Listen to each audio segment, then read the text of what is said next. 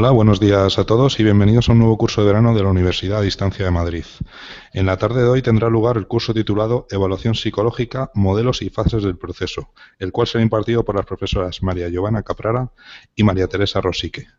Antes de darles paso, les recordamos a todos los asistentes que tienen la posibilidad de plantear cualquier pregunta a través del módulo de preguntas habilitado para ello en la parte derecha del lateral de sus pantallas. Tras la exposición, me encargaré del traslado de todas ellas para su contestación.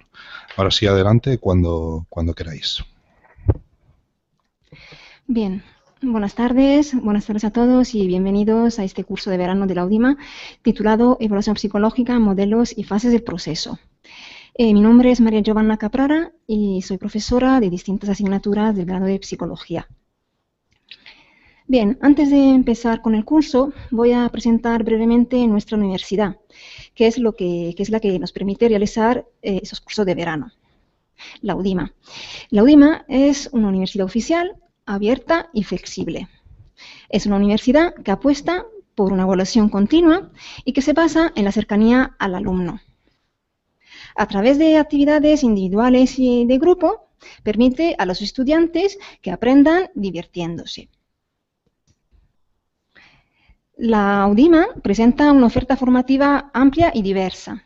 Y como podéis ver aquí y en la página de la UDIMA, se ofertan distintos grados, másteres y títulos propios. Y además contamos con un doctorado. Bien, esta charla, antes de empezar, está dividida en dos partes.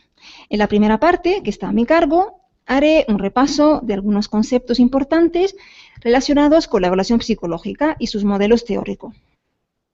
En la segunda parte, mi compañera María Teresa Rosique seguirá profundizando en el modelo constructivista narrativo y nos indicará con ejemplos y casos cómo podemos realizar un proceso de evaluación desde este enfoque. Bien, empezaremos hablando de la evaluación psicológica. Y la evaluación psicológica, como sabemos, es un momento fundamental para el ejercicio de la profesión de un psicólogo. Cualquier acción psicológica, cual sea el contexto o ámbito de intervención, requiere pasar por un momento, un proceso evaluativo, si pretende ser una evaluación científica. ¿Qué es evaluar? Evaluar es la acción de recoger información relevante que nos permita tomar decisiones correctas acerca, por ejemplo, de unas características de una intervención en una persona, en grupo o una institución. Y como veremos a continuación, existen diferentes modelos teóricos de evaluación psicológica que representan, sobre todo, y caracterizan una evaluación histórica asociada a una época de la historia de la psicología, pero que siempre han ido sucediendo, reformulándose, intentando incorporar las exigencias científicas que la evaluación psicológica requiere de los modelos explicativos. Antes de nada, hay que tener en cuenta que la psicología es una ciencia en constante desarrollo y el desarrollo y progreso de la misma evaluación psicológica se debe en gran parte a esos modelos que veremos. Los más importantes de estos modelos siguen vigentes hoy en día y han dado vida a más de 400 escuelas de psicoterapia. Y muchas psicoterapias derivan de ellos y de su combinación. Lo que pretendo con esta breve exposición es que conozcáis estos modelos en sus aspectos generales y por ello examinaremos algunas de las características diferenciales.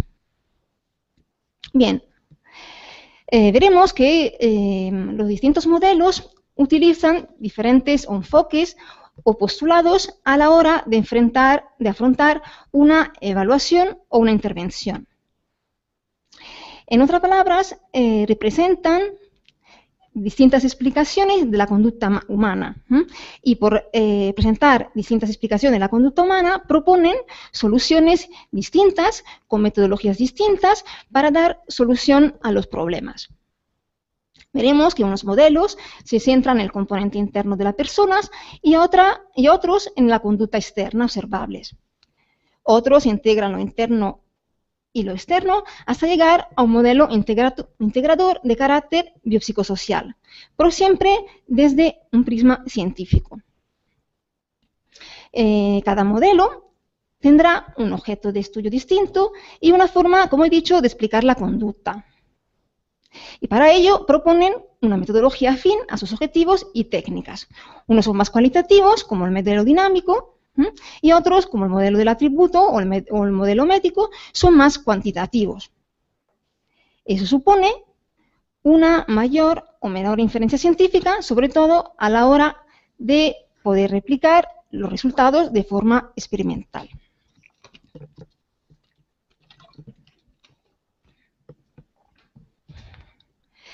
En psicología, normalmente, cada profesional sigue un enfoque o modelo de referencia. Un modelo de referencia que guía su trabajo diario. Y aunque cada vez en mayor medida nos encontramos con psicólogos que tras años de experiencia y buenos conocedores de las diferentes aportaciones, también estudios y nuevas propuestas que se han ido incorporando a nuestra disciplina, han ido actualizando, por ejemplo, sus conocimientos y perspectivas y llegan a flexibilizar su posicionamiento teórico hacia un modelo, como decía, más integrador. Vamos ahora a ver algunas similitudes y diferencias entre estos modelos.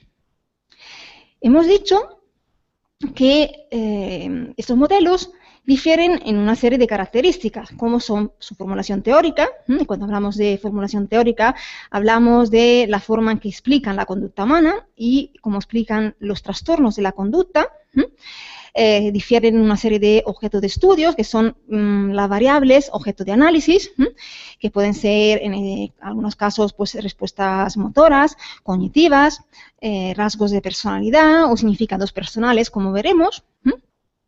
Difieren en las técnicas de evaluación que emplean, es decir, a la metodología utilizada para verificar las hipótesis, que pueden ser, por ejemplo, pues, estrategias experimentales, observacionales o correlacionales, y también utilizan una metodología de aplicación o utilizan técnicas o procedimientos de recogida de la información distintos. Cuando hablamos de técnicas o procedimientos de recogida de la información, hablamos, por ejemplo, de los test, de las medidas subjetivas y, por ejemplo, de las técnicas proyectivas famosas asociadas al modelo dinámico. Y también, pues, tienen unos objetivos distintos, como pueden, por ejemplo, ser, pues, la selección de candidatos para un puesto de trabajo, o orientar a alumnos en un contexto escolar, o modificar la conducta en un contexto clínico. Y también puede variar su idoneidad a la hora de aplicarse en un ámbito o contexto determinado.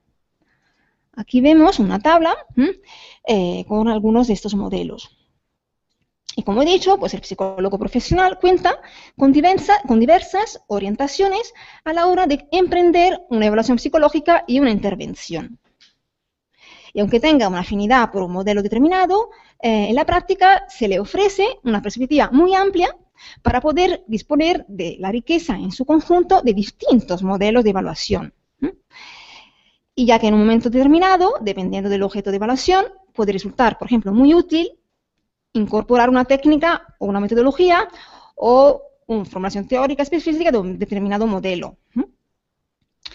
Y para resumir hasta aquí, pues en la evaluación psicológica resulta relevante conocer de qué modelo partimos, ya que dependiendo del modelo que partimos va a determinar qué tipo de observación realizaremos, qué tipo de inferencia podemos ofrecer para explicar la conducta y predecir también la misma conducta. Bien, vamos a ver ahora, a continuación, a describir brevemente cada uno de los modelos más relevantes. Y el análisis histórico permite distinguir distintos modelos y vamos a poner 6 de ellos. Vamos a exponer el modelo médico, el modelo de rasgo, el modelo dinámico, el modelo conductual y el modelo cognitivo y constructivista de evaluación psicológica. Bien, vamos a empezar con el modelo médico o biológico. El modelo médico pone el acento principalmente en las influencias de las modificaciones morfológicas o funcionales del sistema nervioso sobre la génesis de los trastornos mentales. El concepto clave de este modelo es el de enfermedad o trastorno orgánico, es decir, cualquier alteración psicológica en el comportamiento de un sujeto se interpreta como signo o síntoma de una enfermedad o trastorno orgánico subyacente. Entonces, pues sería necesario diagnosticar y, en consecuencia, habrá que realizar el tratamiento médico dirigido a eliminar o remediar el agente patológico causante. En otras palabras, la formulación teórica de explicación de la conducta de este modelo resalta exclusivamente los factores internos de tipo orgánico como determinantes de la conducta, dejando, como veremos, totalmente aparte variables ambientales y otros tipos de variables internas, como son, por ejemplo, las variables cognitivas o la interacción entre ellas.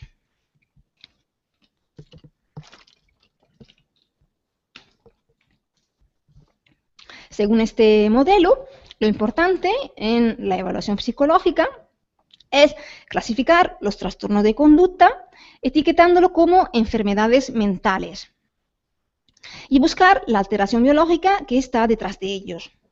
Por ejemplo, ante una persona que grita, que presenta alucinaciones o un lenguaje desorganizado, el modelo médico dirá que se trata, por ejemplo, de un trastorno esquizofreniforme, siempre y cuando se den varios de estos síntomas con una intensidad determinada y se mantengan en el tiempo. Entonces, ¿cuál es el objeto de este modelo? El objeto de estudio, según este modelo, es toda sintomatología física y conductual presentada por el individuo y las causas subyacentes de tal perturbación, para así poder conocer la catalogación de la enfermedad en la que se encuadra. Prevalentemente, este modelo utiliza estrategias correlacionales para establecer relaciones entre la sintomatología presentada y las posibles causas de las mismas. Esto es porque su objetivo es fundamentalmente descubrir qué tiene el sujeto, por lo que el tratamiento vendrá de manera consecuente con saber cuál es su enfermedad. Respecto a la recogida de datos, la recogida de la información o de los datos se hace mediante entrevistas, pruebas neurológicas de carácter motor y sensorial, análisis de sangre de orina y también pues, observación directa, o también podemos utilizar registros o cuestionarios que permiten medir estilos de vida del sujeto que pueden afectar a su salud mental y física, como puede ser, por ejemplo, la presencia o la dependencia al alcoholismo.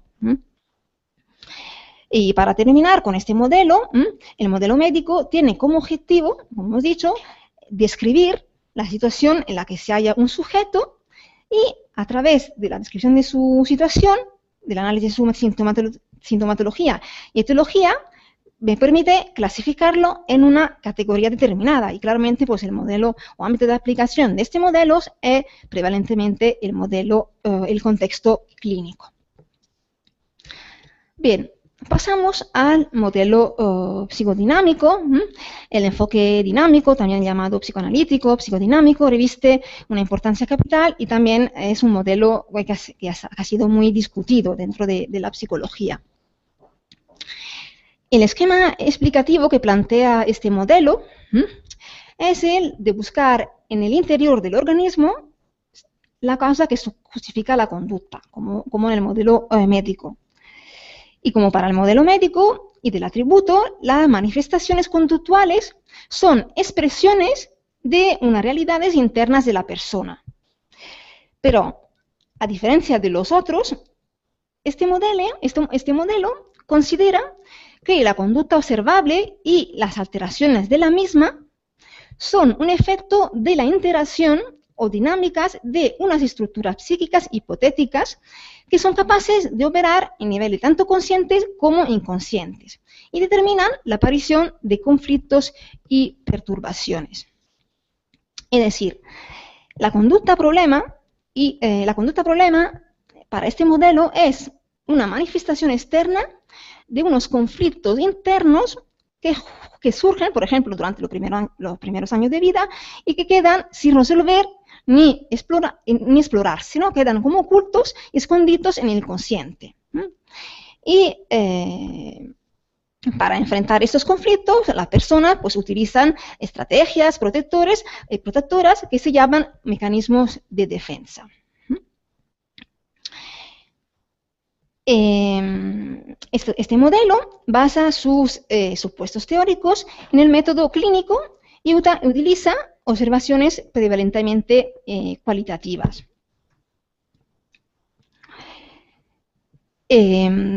Los datos, según este modelo, se recogen mediante técnicas de entrevista clínicas, las famosas técnicas proyectivas, como son, por ejemplo, la técnica de asociaciones de palabras, el psicodiagnóstico de Rorschach y el TAT de Murray. En un contexto de psicoterapia, la labor del terapeuta, considerando esos conflictos, es ayudar al paciente a descubrir y comprender la fuente de esos conflictos. Y muchas veces intentando revivir experiencias angustiosas de la infancia de la persona que permiten sondear el inconsciente y hacer que esos conflictos salgan a la luz. Fundamentalmente, los objetivos de este modelo son la comprensión y la explicación de la conducta, ofreciendo una interpretación global de la misma y partiendo de factores que no son accesibles al análisis directo. Y el objetivo es intentar reorganizar la personalidad del individuo.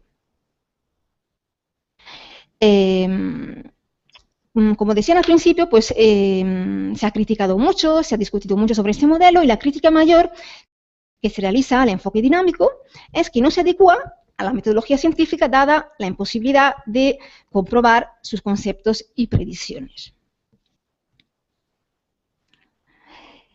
Bien, pasamos ahora al modelo del atributo.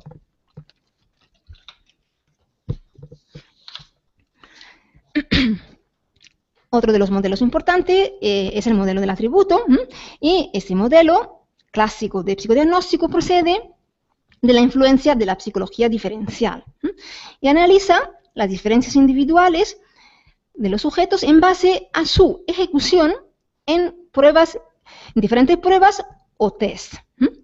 Y este modelo explica la conducta y las diferencias individuales en base a variables personales y intrapsíquicas, es decir, internas a la persona. Es decir, explica la conducta a partir de unas dimensiones personales que llamamos los rasgos.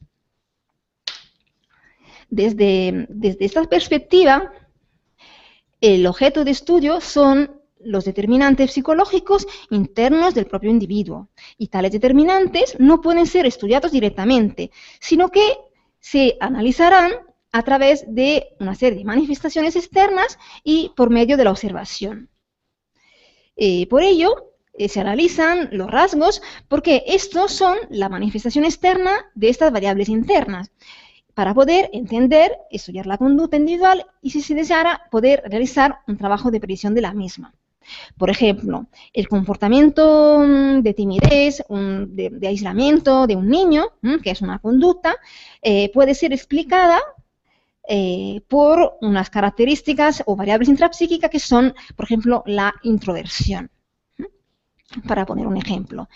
Y el tipo de análisis de la personalidad y de la conducta que se realiza de este modelo pretende ser objetiva y molecular. Es decir, la objetividad es el aspecto más resaltado por los seguidores de este modelo y se basa en la psicología matemática, específicamente en la psicometría y el análisis factorial, enfatizando los aspectos cuantitativos de la evaluación.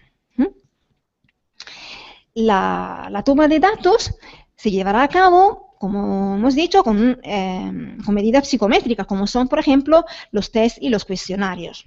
Como, por ejemplo, pues, test de inteligencia, test de aptitudes, cuestionarios de personalidad que miden rasgos. Y a través de tales pruebas se pretende conocer la posición que tiene el sujeto, la posición relativa que el sujeto tiene en un atributo específico, y siempre en referencia a un grupo normativo. Este modelo, como objetivo, pretende, mediante la respuesta a una serie de test, predecir la conducta del sujeto. Y este modelo se aplica a distintos ámbitos, como son el contexto escolar, el contexto educativo o laboral. El modelo conductual. Respecto a este modelo, en vez de hablar de modelo conductual, se prefiere hablar de la evaluación conductual, dado que en la actualidad la variedad de modelos a que ha dado origen este modelo conductual y las contradicciones existentes entre ellos hacen, en cierta medida, inapropiado encuadrarla en un solo modelo. De hecho, pues hay distintos movimientos. Su nacimiento se ha caracterizado por una radical oposición a los planteamientos mayoritariamente sostenidos hasta entonces, que situaban o que defendían la casualidad de la conducta en factores prevalentemente internos a la persona, como hemos visto pues, en el modelo médico, psicodinámico o del atributo. Los conductistas radicales rechazan toda causa interna como la única causa del comportamiento y relacionan la aparición de todo comportamiento normal y patológico con el medio del sujeto. Por esta razón, el clínico intenta precisar las condiciones específicas ambientales que proceden, por ejemplo, que acompañan o siguen los comportamientos estudiados. Se trata, en otras palabras, de un análisis destinado a precisar cuáles son las variables ambientales que están relacionadas con la conducta, con las conductas de las personas. Luego también existe una visión más integradora, donde se integran variables cognitivas que pueden mediar para explicar la conducta de la persona. Pero hoy en día, este modelo ha ido tornándose en un modelo interactivo en el que la conducta y las variables de la persona, también las variables pues, personales como las variables cognitivas y del ambiente, interaccionan recíprocamente, ¿no? Vamos hacia un modelo más integrador. Así, su formulación actual postula que el comportamiento se explica por transacciones entre la propia conducta, las variables de las personas y el ambiente. Para poner un ejemplo, el rendimiento escolar de un niño podrá ser el producto de una serie de factores, tanto personales relacionados con el mismo niño, por ejemplo, pues hábitos de estudio, características de la personalidad, del temperamento, y también interacción con variables del ambiente, por ejemplo, pues las actitudes hacia él, de los educadores o los familiares. Y respecto al tipo de variables, al contrario que los analistas o los psicoterapeutas del modelo dinámico, que se concentran en conflictos sin resolver, estos terapeutas conductuales se enfocan prevalentemente en los síntomas y analizan los comportamientos motores, los comportamientos cognitivos y psicológicos del sujeto, pero también, como decía, las variables ambientales que favorecen y mantienen esos repertorios de conductas específicos.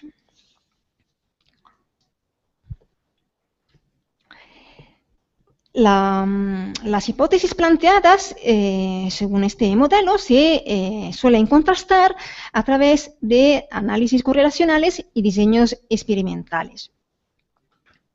La información necesaria para el procedimiento de recogida la información o la base de datos, los datos se recogerán a través de, por ejemplo, técnicas de observación, observación directa y también pues autoinformes reportados por el propio sujeto, registros fisiológicos pertinentes y sobre todo análisis funcional de la conducta.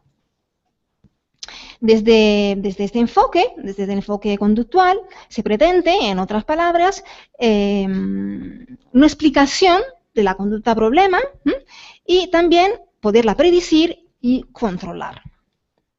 Y su ámbito de aplicación es fundamentalmente el clínico. Bien, para pasar ya al modelo cognitivo, Mientras que para los modelos conductuales y psicodinámicos, el paciente, es importante, es un ser pasivo, sujeto a las presiones ambientales, como para modelo psicodinámico, conductual y sujeto a conflictos subyacentes como en el modelo psicodinámico. El modelo cognitivo entiende al paciente como un sujeto activo, un sujeto que selecciona, que elabora información, que procesa la información tanto de su medio externo como de su medio interno. Según el modelo cognitivo, la evaluación psicológica debe analizar los procesos y estructuras mentales internas que se encuentran entre los estímulos y la respuesta, como son, por ejemplo, procesos de memoria, aprendizaje o formación de conceptos. Es decir, los procesos cognitivos se entienden por este enfoque como las posibles causas de la conducta, y también pueden ser modificados. La conducta, según este modelo, en otras palabras, es una función también del mundo cognitivo de la persona y de su forma de percibir el mundo. Para analizar la hipótesis sobre un caso, se pueden llevar a cabo estrategias experimentales y correlacionales.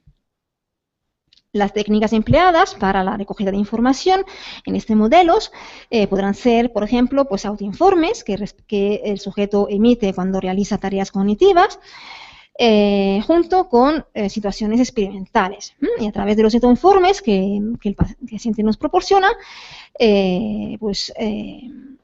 conoceremos cuál es el estado de funcionamiento cognitivo de la persona.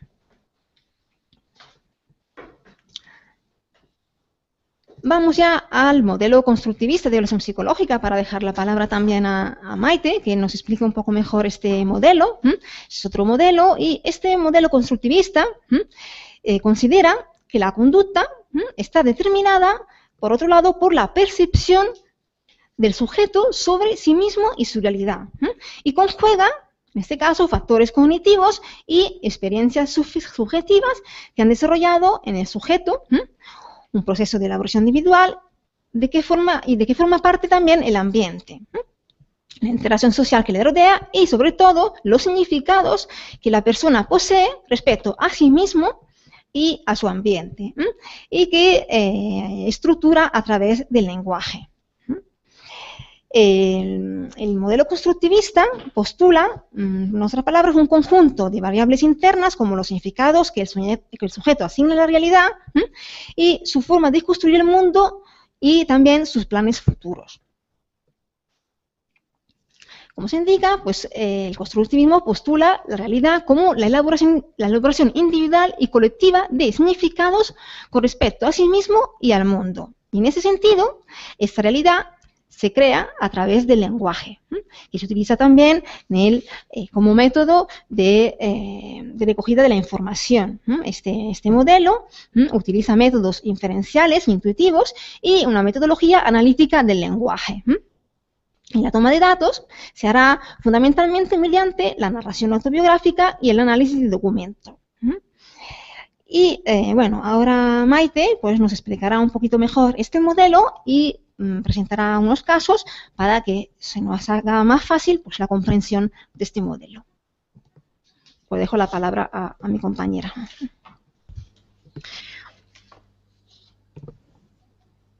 Hola, buenas tardes. Soy Teresa Rosique y también soy profesora del grado de Psicología y del máster de Psicología General Sanitaria de la UDIMA.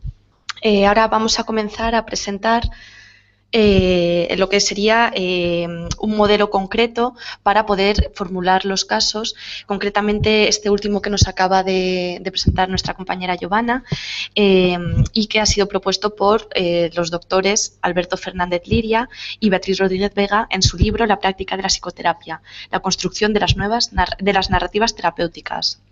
Ambos autores que nos han cedido este material para la ponencia plantean una guía de 15 puntos, de 15 apartados, para realizar lo que sería la formulación de un caso clínico que vamos ahora un poco a desmenuzar. La formulación del caso sería el proceso a través del cual se sistematiza o se ordena toda la información que se va recogiendo durante la fase de evaluación y el objetivo principal bueno, pues consiste en traducir la demanda o la queja subjetiva del paciente a una serie de objetivos que van a permitir luego desarrollar lo que sería la propia intervención psicológica. El enfoque de estos psiquiatras, de los doctores Fernández Liria y Rodríguez Vega, principalmente, bueno, es muy amplio, ampliamente utilizado en el mundo clínico y muy aceptado. Por tanto, como veréis ahora a continuación, integra bastantes perspectivas más allá de lo puramente narrativo y es bastante abarcador. Este tipo de formulación, como hemos dicho, se encontraría dentro de lo que sería el modelo constructivista, si bien, bueno, aunque se centra en el propio discurso del paciente y se puede considerar como una formulación desde la narrativa, es cierto que vamos a ir viendo que incluye pues conceptos, distintos mecanismos procedentes de distintas escuelas de psicoterapia, lo que enriquece enormemente pues el análisis final de la problemática que se hace del paciente. Bueno, el primer punto sería poder analizar cuál es la queja del paciente, porque de alguna manera, ¿no?, pues es lo primero que nos va a llegar a consulta cuando acude un paciente. Generalmente es frecuente que esta demanda inicial sea algo difusa, sea algo, bueno, forma parte, ¿no?, de la explicación que el paciente ha podido dar a lo que le sucede y conviene durante la primera sesión, durante las primeras sesiones, traducir el motivo de consulta a una demanda concreta y operativa. En este sentido, es especialmente importante revisar que haya un consenso entre lo que el psicólogo considera que es el problema fundamental y lo que el paciente expone propiamente como problema, para poder trabajar ambos en la misma dirección. Y asimismo, es conveniente poder especificar la demanda pues, lo máximo posible. Pues, si, por ejemplo, nos aparece el caso en el que un paciente pues, plantea que está mal o que se pone nervioso, pues sería conveniente poder ¿no?, dar una explicación qué significa, ¿no?, encontrar el significado de qué es para el paciente estar mal o qué es me pongo nervioso, puesto que la experiencia subjetiva que subyace a esta frase, más de características ambiguas, pues puede variar mucho de un individuo a otro. Por lo tanto, creo que es fundamental en esta primera fase no dar por sentado que sabemos lo que le sucede, ni mucho menos, ¿no?, al paciente, y preguntar activamente para poder captar pues, el mensaje y el malestar, ¿no?, que subyace a esta queja, a este motivo de consulta. El siguiente paso consistiría en el análisis de la demanda y supone analizar la cadena de acontecimientos que han degenerado en el problema actual, en el que presenta en este momento el paciente. Por tanto, se trataría pues, de responder a la pregunta ¿y por qué se produce ahora la demanda? Todo esto nos puede aportar una información extra. Por ejemplo, si llega a consulta un paciente que ha vivido una situación de duelo de hace 10 años y ahora en el momento actual es cuando consulta por malestar en relación a esta tristeza por el duelo, por la pérdida, pues conviene, ¿no?, plantearnos por qué ahora y no hace 10 años, qué ha podido suceder, qué cadena de acontecimientos han podido llevar a este paciente concreto a consultar 10 años más tarde. Respecto a quién es el sujeto y quién es el objeto de la demanda, tenemos que tener en cuenta que con mucha frecuencia la persona que solicita la ayuda no es la persona que de alguna forma se considera el paciente. Esto, por ejemplo, se ve muy frecuentemente en población infantojuvenil, cuando a lo mejor pues los padres, ¿no?, acuden con su hijo, ellos ven de alguna manera un problema muy claro y sin embargo el niño no ha tomado conciencia de ese problema o no lo vive de la misma manera y por tanto no es lo que en terapia sistémica se denominaría el paciente designado o identificado, ¿no?, que muchas veces no coincide quién hace la demanda con quién va a ser el foco de nuestra intervención. Eso, bueno, sería un poquito lo que teníamos que tener en cuenta con el objeto y el sujeto. Y el último punto sería analizar y ajustar, que luego lo veremos con mayor profundidad, las expectativas del paciente a través de alguna pregunta muy básica, inicial, del tipo, pues, ¿en qué crees que te podemos ayudar? ¿Qué esperas de esta terapia? ¿Qué esperas con qué idea venías a consulta? pues a veces nos encontramos, como veremos a continuación, con que los pacientes acuden a consulta pues con expectativas poco realistas, a veces incluso mágicas, o incluso a la inversa, acuden desesperanzados, ¿no? Y todo esto va a influir en la dinámica, en el transcurso de la terapia. Una vez recopilada esta información relacionada con la demanda, el paciente y el terapeuta pueden comenzar ya lo que sería a elaborar el listado operativo de los fenómenos o de los problemas concretos. En este sentido, los autores Beatriz y Fernando plantean la diferencia entre desgracia y problema. Conciben que nos tenemos que centrar en estos últimos, que son aquellos para los que sí existe una solución, ¿no? Entonces, este último sí es susceptible de ser resuelto, de ser modificable, ¿no? y de poder establecerse una intervención. Y de alguna manera este listado va a ser lo que luego posteriormente guía nuestro plan de actuación y el plan de ayuda. El cuarto punto pretende situar los problemas en el contexto de aparición, es decir, se considera que cualquier problema no se genera en el vacío, ¿no? Sino que se debe explorar pues, el cómo, el cuándo y el con quién de su aparición. Suele ser muy frecuente que nos podemos encontrar, ¿no? Con problemas que coinciden con un determinado evento, que a primera vista puede pasar desapercibido, pero en este sentido es importante el poder un poco profundizar y ver en qué circunstancias o qué precipitantes pueden existir en estos problemas. Si, por ejemplo, nos encontramos con un paciente que presenta ataques de ansiedad, pues podemos pensar si estos ataques de ansiedad se están produciendo en presencia de una determinada persona, a lo mejor el cónyuge, a lo mejor los hijos, a lo mejor un jefe, ¿no? Pero sí que conviene explorarlo porque nos puede dar una pista de por qué se puede estar produciendo esta problemática. El quinto punto haría referencia a la cadena de emociones, pensamientos y conductas y quizás procede más de lo que sería el paradigma cognitivo-conductual que está propuesta e incorpora dentro de la formulación. Establecer los patrones o la configuración de estos tres elementos pues nos va a ayudar sin duda también a profundizar, ¿no? En el problema. Por un lado, a poder entender un poco qué explicación está dando el paciente de su propio malestar y por otro lado, basándonos también en conceptos como pueden ser las defensas, los estados mentales, los modos y modelos de relación, pues nos puede enriquecer mucho la explicación que podamos emitir sobre lo que le está sucediendo. En cuanto a la sexta pregunta, formularnos el por qué se está perpetuando una problemática nos puede permitir reflexionar pues desde el concepto freudiano de ganancia neurótica, el por qué se mantiene un síntoma que está generando un sufrimiento, como puede ser, por ejemplo, pues quedarse en casa, en una persona fóbica, o realizar los rituales de comprobación en una persona obsesiva. En este sentido, el término de ganancia neurótica hace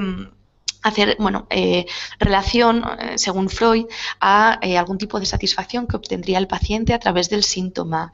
Sin embargo, lo que sería la ganancia secundaria se referiría a aquellos beneficios que un paciente puede obtener asociados a la condición de paciente, ¿no? Probablemente pues, suelen traducirse en una mayor atención, un mayor cuidado y esto puede también perpetuar de una manera inconsciente el mantenimiento del síntoma. La psicobiografía resulta en este contexto de formulación esencial, puesto que recurrir a la historia personal del paciente, a su historia evolutiva y a las personas significativas de su entorno, pues nos va a proporcionar información muy rica para poder entender el problema con mayor profundidad. De alguna manera esto también se contempla mucho desde lo que sería la terapia más de corte sistémica y de las distintas generaciones o las diferencias intergeneracionales.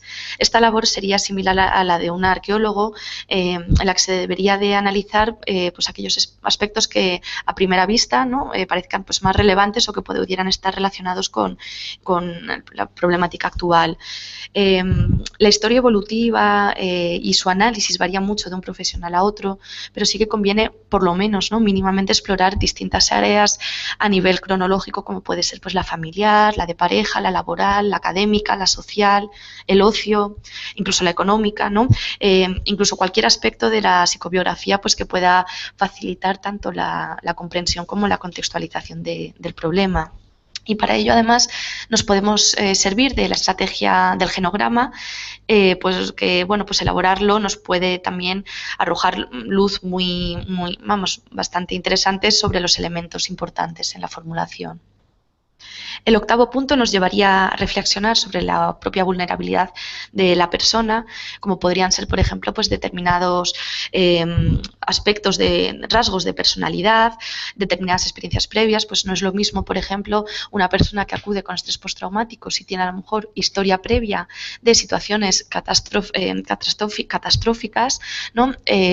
O incluso si pues a lo mejor determinados rasgos de personalidad, incluso si acude una persona con posible trastorno límite de personalidad, pues probablemente pueda poner en juego durante la evaluación estos rasgos que pueda también hacernos pensar, ¿no?, si hay que trabajar, cómo se pueden trabajar dentro de la formulación y cómo se deben incluir, ¿no?, en esta explicación.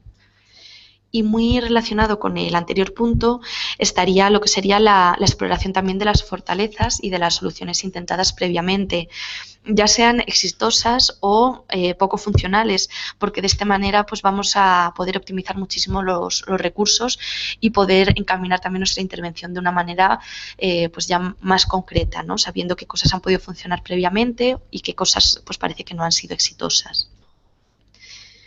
Mientras que inicialmente, como planteaba, se podían, ¿no?, explorar las expectativas de manera quizás más somera, un punto ya que estos autores sí plantean como necesario, ¿no?, y más específico es el de abordar la actitud que el paciente presenta frente al cambio, sobre todo teniendo en cuenta estas ganancias que planteábamos de corte más inconsciente, ¿no?, y ver un poco, bueno, pues qué expectativas tiene el paciente respecto a esta consulta que va a hacer y sobre la intervención.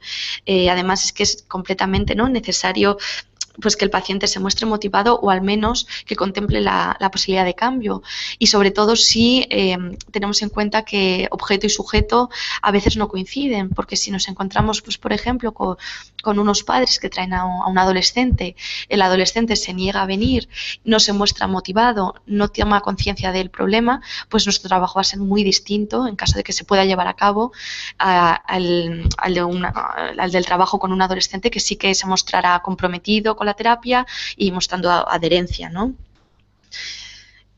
En cuanto a la definición concreta y específica de los objetivos, bueno, pues esto ya sería como un paso, ya llegando dentro de estos 15 pasos que había que dar, a los últimos, ¿no?, donde ya sí que podemos operativizar en mayor medida y consensuar, sobre todo, en mayor medida los objetivos del tratamiento, lo que nos va a permitir, además, bueno, saber si han sido alcanzados, ¿no?, al final de la intervención y en qué medida. Es decir, para ello es necesario que estos objetivos se puedan medir. Y el siguiente paso es fundamental ya de cara a lo que sea la intervención, pues consiste en establecer el plan de acción o de intervención y definir aquellas estrategias que vamos a emplear de cara a dirigirnos a nuestros objetivos. El número de abanico y el abanico de técnicas, como bien sabemos, ¿no?, pues es inmenso. Existen multitud, ¿no?, de estrategias terapéuticas en las que nos podemos apoyar para, no pudiéndose plantear pues desde un abordaje familiar hasta un contrato de contingencias, pues por ejemplo para un problema relacional, ¿no?, o desde una exposición con prevención de respuesta hasta una terapia psicodinámica en un caso de trastorno obsesivo compulsivo. Por tanto, como vemos, establecer qué estrategias vamos a decidir pues nos va a ayudar mucho también a poder encaminar nuestra intervención. Y el antepenúltimo punto es muy importante y es además frecuente que se suele pasar por alto, porque bueno, pues generalmente es difícil realmente, ¿no?, hacer un pronóstico de lo esperable en esta intervención, lo que puede esperar el paciente de esta terapia. Muchas veces pues no disponemos de una bola de cristal para poder asegurar algo de manera inamovible, pero sí es muy importante hacer alusión a esto, ¿no?, y a poder un poco transmitir o compartir con el paciente una estimación aproximada aproximada de qué se puede esperar de la intervención y en qué va a consistir. Muchas veces el paciente no se atreve a preguntarlo o de alguna forma, bueno, pues considera que a lo mejor el profesional pues va a ser quien se va a encargar de la intervención y no lo consulta, pero sí que creo que es muy importante no pasar este punto por alto, porque muchas veces pues uno necesita hacerse una idea, ¿no?, de a qué se va a enfrentar para poder encauzarlo. Y bueno, pues el penúltimo punto sería más una reflexión personal, ¿no?, que promueva pues la evaluación de las posibles dificultades que puedan surgir, teniendo en cuenta además los conceptos psicodinámicos de transferencia y contratransferencia en función de los rasgos del paciente y del psicólogo, porque bueno, pues obviamente en la relación terapéutica pues se van a poner inevitablemente en juego patrones relacionales previos de cada uno, ¿no?, y un poco estudiar qué dificultades prevemos pues nos puede ayudar a anticipar también pues posibles dificultades que surjan. Y bueno, pues el punto final de la formulación culminaría con lo que sería la elaboración del contrato terapéutico, en el que se plasmarían principalmente, ¿no?, de manera muy consensuada una serie de cláusulas, ¿no?, que siguen o que registran pues tres puntos fundamentales, que sería el foco, el encuadre y los objetivos. El foco contendría lo que sería la devolución, en la que nosotros pues le plantearíamos una hipótesis sobre lo que le está sucediendo. Se puede consensuar, como decíamos antes, la estimación pronóstica y una justificación de la intervención que vamos a realizar, y aquí en este sentido volvemos a hacer hincapié en la necesidad de una versión conjunta del problema.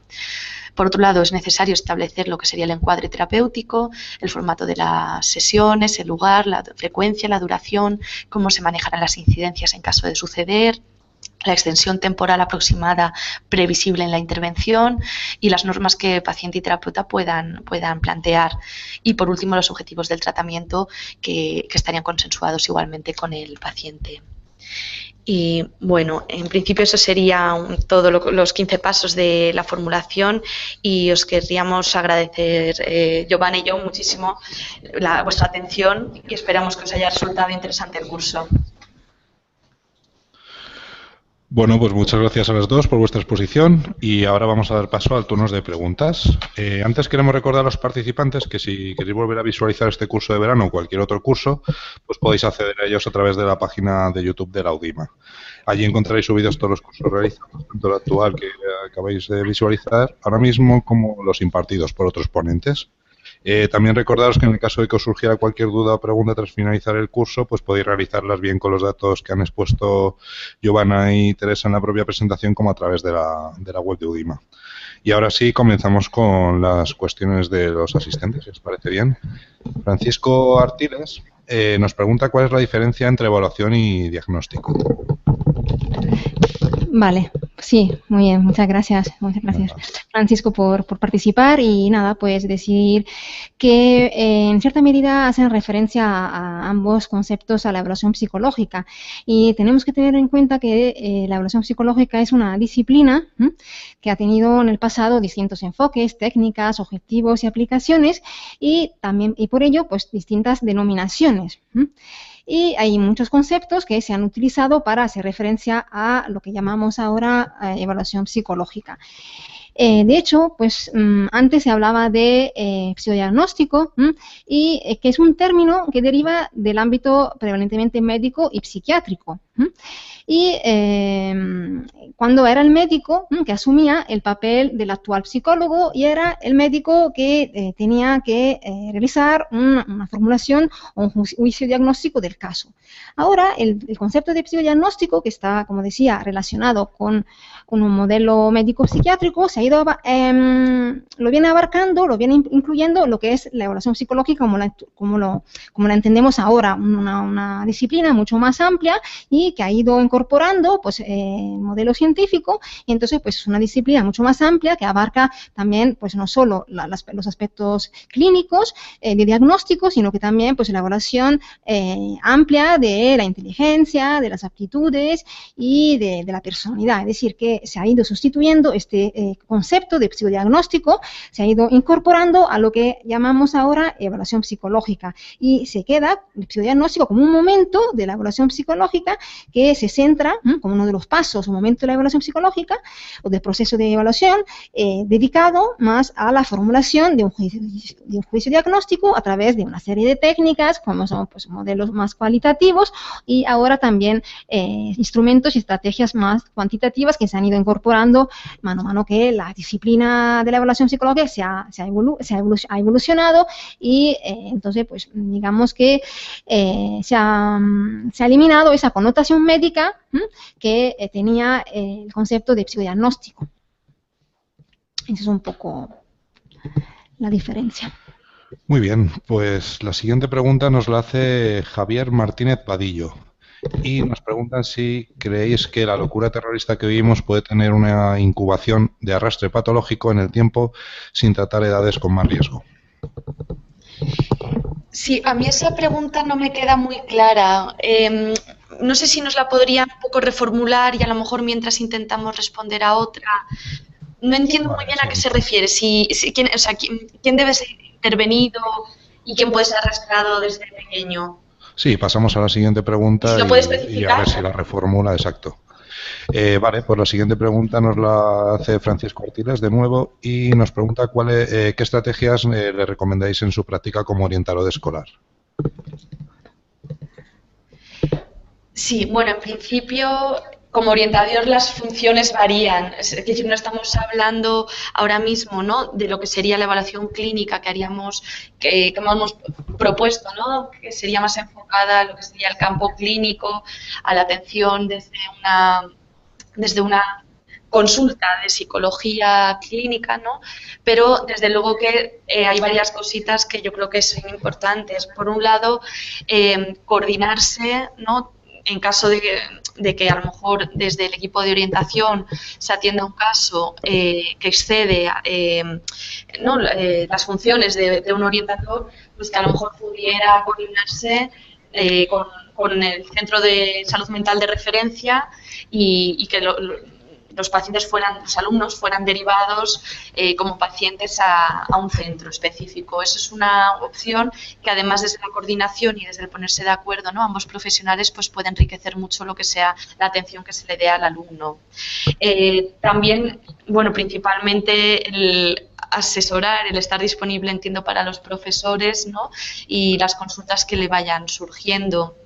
De todo lo que hemos propuesto, claro, es que es otro campo de actuación. Creo que la formulación del caso clínico que hemos planteado no tiene mucho que ver con lo que sería el trabajo de un orientador, que varía mucho en el ámbito escolar, académico. Entonces, no sé si él tiene a lo mejor preguntas concretas que podamos resolverle, pero es cierto que desde el ámbito clínico pues se distingue bastante, ¿no?, de lo escolar. Muy bien, pues el mismo oyente nos pregunta por qué la psicología como disciplina no ha logrado unificación epistemológica en el abordaje de los problemas sociales. Sí, la verdad que esa pregunta es muy interesante y yo creo que tanto Giovanna como yo coincidimos, ¿no? Porque efectivamente escuelas de psicoterapia, técnicas, como hemos visto, enfoques, hay muchos y eso hace que muchas veces se dificulte incluso la relación entre los profesionales, o sea, la coordinación entre los profesionales. No debemos olvidar que la psicología es una ciencia muy joven, que en comparación con la medicina, con la física, pues, pues es que está en pleno desarrollo. Entonces, quizás ahora la tendencia actual es desde la integración, desde lo que sería más el eclecticismo, el intentar visualizar los factores comunes y que más eficaces dentro de las distintas escuelas, porque creo que sobre todo lo que nos tenemos que centrar es que el resultado final sea el bienestar del paciente, ¿no?, y de la persona que acude a demandar ayuda. Sí, yo quería añadir, pues nada, como he señalado al principio, pues de la intervención, aunque como psicólogos clínicos se tenga un modelo de trabajo de referencia, como puede ser, por ejemplo, el modelo cognitivo-conductual, que es ahora muy utilizado, ya que de por sí integra tanto el modelo de evaluación psicológica más clásico de evaluación conductual y cognitivo, se puede tener una perspectiva pues más integradora, tomando de cada modelo de evaluación lo que consideremos oportuno para aplicar al caso en el que estamos trabajando de forma flexible. Esta postura integradora no significa que debemos adoptar a la fuerza algo de cada modelo, pero sí consideremos que una hipótesis explicativa proveniente, por ejemplo, de un modelo nos puede ser útil. Se puede utilizar conjuntamente en un modelo integrador, independientemente del modelo que ajuste más a las características profesionales del psicólogo. Es decir, la postura sería experiencias, conocimientos, flexibilidad y perspectiva científica siempre. Muy bien, pues tenemos una última pregunta que también la formula Francisco Artiles y nos dice ¿qué modelo de evaluación psicológica sería más pertinente en una cultura caracterizada por la desocialización? Bueno, yo creo que también depende de la orientación de cada psicólogo. No hay un modelo mejor o peor. Todo se tiene que adaptar, ajustar al caso que se tenga adelante. Y claro, es verdad, la sociedad en que estamos ahora, pues es una sociedad muy peculiar, ¿no? Pero que claro, que conociendo las características básicas de cada modelo, pues no se puede generalizar, pero se pueden conjugar, como decía, pues los aspectos de cada modelo en función de los casos, de la demanda que tengamos delante, ¿no? Y hay modelos quizá, pues, como decía, pues hay distintas orientaciones, ¿no? Como decir, orientaciones terapéuticas distintas. Entonces, pues habría que ver, ¿no? Qué tipo de problema queremos tratar, porque claro, hablar de una sociedad, como decía, desocializada, pues es bastante amplio como concepto, ¿no? Entonces, pues habría que ver, habría que analizar mejor qué tipo de conducta, problema estamos estudiando, estamos analizando y cuál puede ser el modelo o la orientación terapéutica más adecuada para resolver un determinado problema. Y todas pueden tener, pues discrepan en sus concepciones de la conducta desadaptada y, como decía, pues tienen distintas metas y procedimientos para la intervención. Entonces, pues habría que concretizar un poco más sobre el problema que queremos solucionar. Muy bien, pues parece que no hay más preguntas. Si queréis comentar algo a modo de conclusión, si no, en principio no hay ninguna pregunta más. Pues yo nada más dar solo las gracias a los participantes por el interés por la ponencia y bueno, estamos encantadas de poder pues contestar a más preguntas que la haya tanto por correo como por teléfono y estamos a disposición de los participantes para integrar toda la información que necesiten. Y nada, que esperamos veros en otro curso de verano. Muy bien, pues muchas gracias a vosotros dos por la ponencia, Giovanna y Teresa, y muchas gracias a todos los participantes que habéis asistido a este curso de verano. Y nada, si no hay más preguntas, pues podemos dar por finalizada el curso. Muchas gracias. Un saludo. Muchas gracias, Luis. Gracias. Hasta luego.